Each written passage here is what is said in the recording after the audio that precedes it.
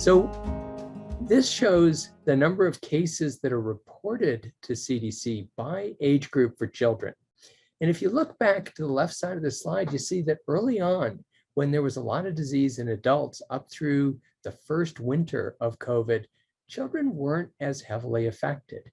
But that really began to change in the fall of last year when Delta came along. And you can see now that there's a pretty big peak for younger children. And with Omicron, it really hit kids hard.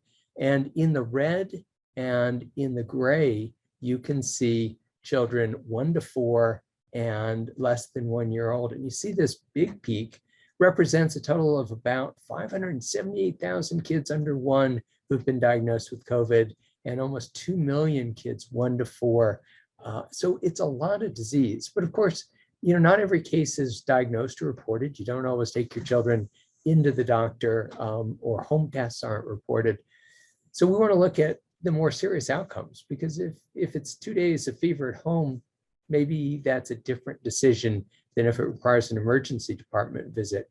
So here are numbers for the percent of all visits to the emergency departments in the areas of the US that are part of this surveillance system that were due to COVID for children. And you can see that during Omicron, about 15% of all visits of children to the emergency department were due to COVID. So this represented several million emergency department visits.